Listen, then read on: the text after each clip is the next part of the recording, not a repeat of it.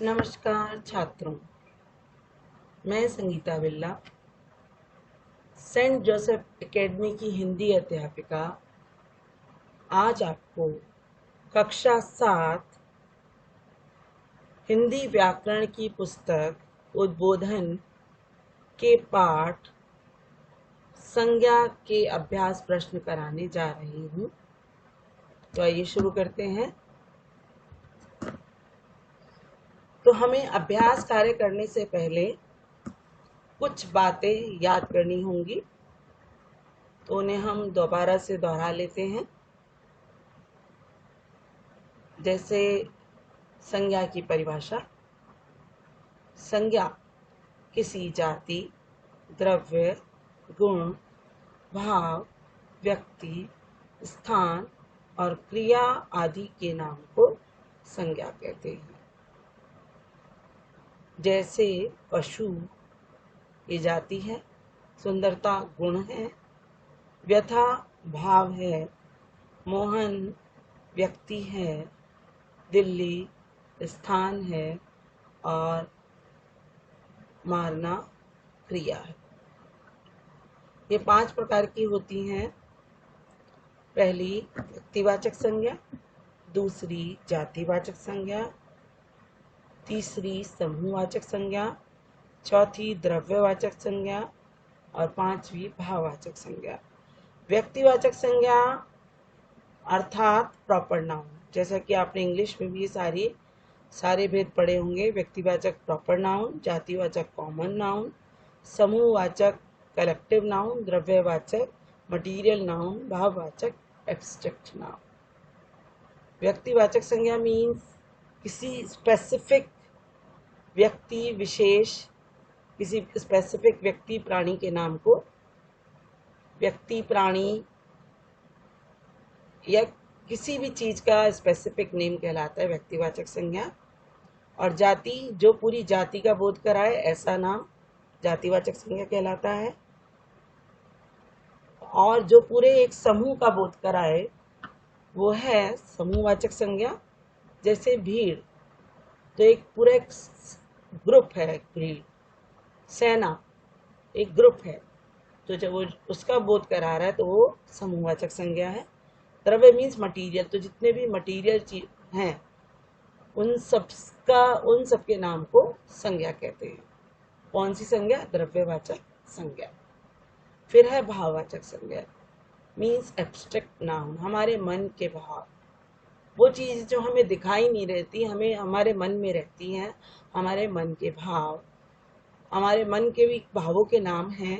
उन भावों के नाम को हम भाववाचक संज्ञा कहते हैं। तो पहला प्रश्न है आपके अभ्यास का, निम्नलिखित प्रश्नों के उत्तर दीजिए, जिसका का पाठ है संज्ञा किसे कहते हैं, उदाहरण देकर समझाइए। जो शब्द किसी स्थान, प्राणी, जाति, भाव का बोध कराता है उसे संज्ञा कहते हैं। जैसे बूढ़ा, पर्वत, बच्चा, दिल्ली, मानवता आदि।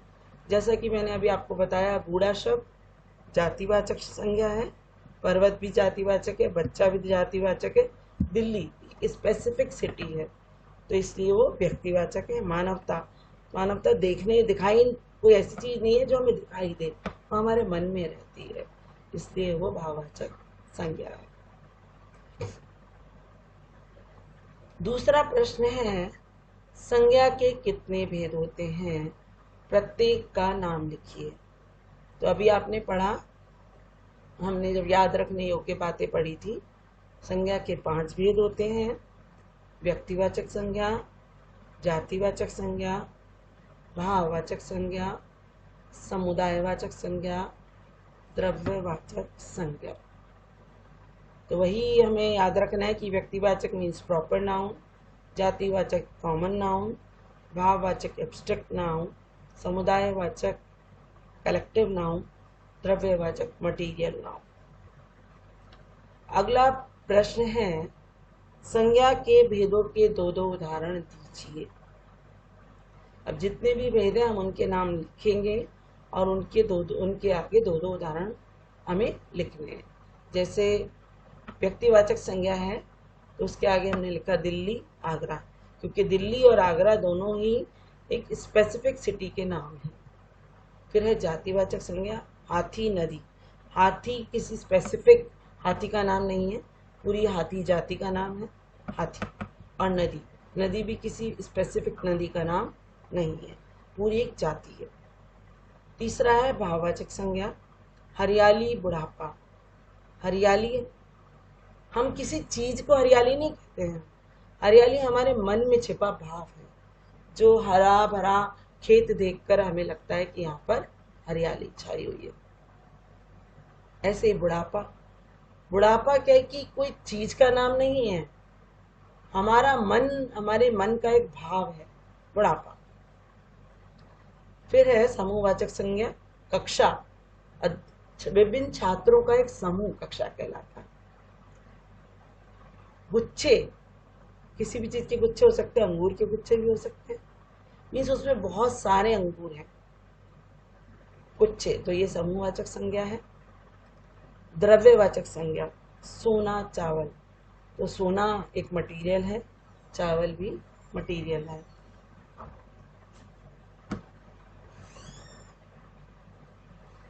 अब अगला प्रश्न है, व्यक्तिवाचक और जातिवाचक संज्ञा में अंतर स्पष्ट कीजिए। तो हमें इसके लिए क्या करना है, व्यक्तिवाचक संज्ञा की परिभाषा और उदाहरण लिखने हैं, और फिर जातिवाचक संज्ञा की परिभाषा व उदाहरण लिखने हैं। जैसा कि ये दिया गया है, व्यक्तिवाचक संज्ञा, वे शब्द जो किसी विशेष व्यक्ति, विशेष स्थान, विशेष वस्तु का बोध कराते हैं, व्यक्तिवाचक संज्ञा कहलाते हैं। जैसे कुतुब मीनार, राजीव गांधी। कुतुब मीनार एक स्पेसिफिक स्थान, स्पेसिफिक बिल्डिंग का नाम है, मॉन्यूमेंट का नाम है। राजीव गांधी एक स्पेसिफिक पर्सन का नाम है। फिर है जातिवाचक संज्ञा, वे संज्ञा शब्द जो किसी जाति के एक ही प्रकार के स्थानों, वस्तुओं और प्राणियों आदि का बोध कराते हैं, जातिवाचक संज्ञा कहलाते हैं। जैसे नदी, लड़की, मैंने आपको पहले भी बताया कि नदी जाति का पूरा बोध करा रही है, और लड़की शब्द भी पूरी लड़की जाति का बोध करा। अब है आपका अभ्यास कार्य प्रश्न 2, निम्नलिखित जातिवाचक संज्ञा शब्दों से भाववाचक संज्ञाएं बनाइए। भाववाचक संज्ञाएं विभिन्न प्रकार से बनाई जा सकती हैं, जिसमें अब फिलहाल जो प्रश्न है वो है जातिवाचक संज्ञा से किस प्रकार भाववाचक संज्ञा बना सकते हैं। तो विभिन्न प्रत्यय लगाकर हम भाववाचक संज्ञा का निर्माण करते हैं। जैसे शिशु से शैशव, सती से सतित्व, व्यक्ति से व्यक्तित्व, मानव से मानवता, कवि से कवित्व, युवा से यौवन, बच्चा से बचपन, पीड़ा से पीड़ित से पीड़ा। अब अगला प्रश्न है, निम्नलिखित शब्दों से जातिवाचक, भाववाचक और व्यक्तिवाचक संज्ञाएं अलग करके लिखिए। ये तो जितने भी ये वर्ड दिए गए, इनमें बहुत से शब्द ऐसे हैं जो समूहवाचक, समुदायवाचक संज्ञा के हैं या द्रव्यवाचक संज्ञा के में, तो हमें उन्हें नहीं लेना है, केवल व्यक्तिवाचक, जातिवाचक और भाववाचक संज्ञा के शब्द हमें लेने हैं।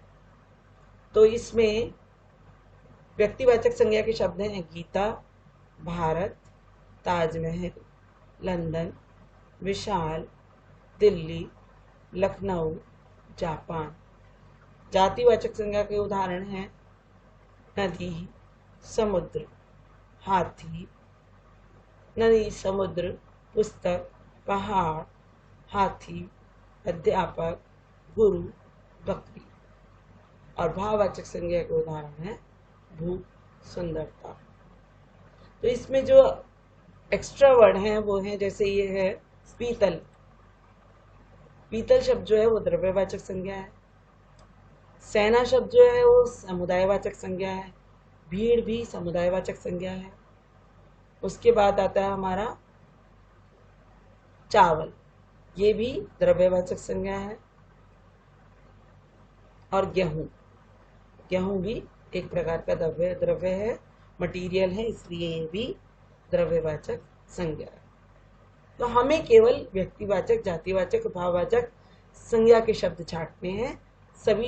सभी शब्दों का जरूरी नहीं है कि प्रयोग किया जाए। हाँ, अब है अगला हमारा है रेखांकित शब्दों के भेद लिखिए। तो अगला हमारा प्रश्न है रेखांकित शब्दों के भेद लिखिए। मीन्स वो शब्द जिनके नीचे अंडरलाइन है, उन शब्दों को हमें बताना है कि ये कौन सी संज्ञा है, संज्ञा का कौन सा भेद है। तो हमारा पहला क भाग है उसका, गांव में चोर घुस आए हैं। अब गांव क्या है, पूरी जाति का बोध करा रहा है या एक किसी स्पेसिफिक गांव का तो बोध नहीं करा रहा, सभी गांव का बोध करा रहा है। गांव मीन्स कोई भी गांव हो सकता है, तो इसलिए ये एक जातिवाचक संज्ञा है। हिमालय को भारत का मुकुट कहा जाता है। हिमालय शब्द एक विशेष पर्वत की याद दिला रहा है हमें कि वो एक स्पेसिफिक पर्वत है हिमालय, इसलिए ये कहलाएगा व्यक्तिवाचक। सचिन तेंदुलकर को कौन नहीं जानता, तो सचिन तेंदुलकर एक स्पेशल पर्सन का नाम है, एक स्पेसिफिक पर्सन का नाम है, इसलिए ये कहलाएगी व्यक्तिवाचक संज्ञा। घर की सजावट अत्यंत आकर्षक है। सजावट क्या है, घर में सामान सजा हुआ है पर सजावट वर्ड नहीं दिखाई दे रहा हमें। मतलब सजावट हो रही है पर कहीं कोई चीज का नाम सजावट नहीं है कि मैं कह दूं गुलदस्ता रखा है, सजावट हो रही है, तो गुलदस्ते को मैं ये थोड़ा कहूंगी कि ये सजावट है। सजावट किसी चीज का नाम नहीं है, सजावट मन का भाव है, जो विभिन्न चीजों को देखकर हमें एहसास हो रहा है कि यहाँ पर सजावट हो रही है,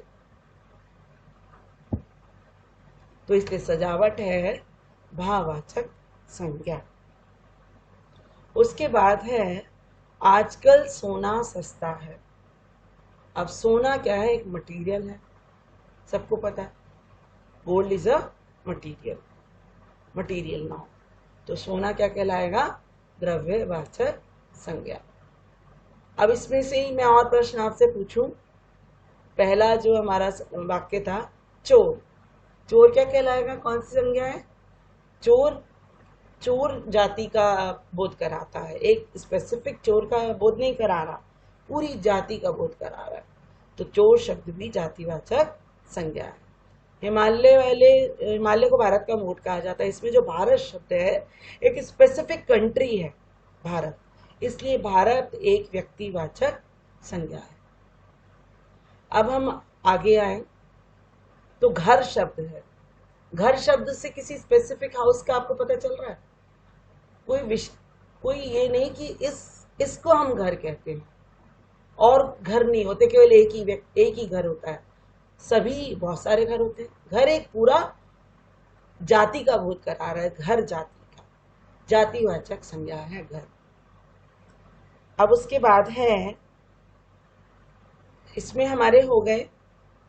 अब इसके बाद हमने ऊपर वाले प्रश्न में जो भाववाचक संज्ञाएं बनाई, शिशु से शैशव कहते किसे, शिशु मीन्स बच्चा, शैशव मीन्स बचपन।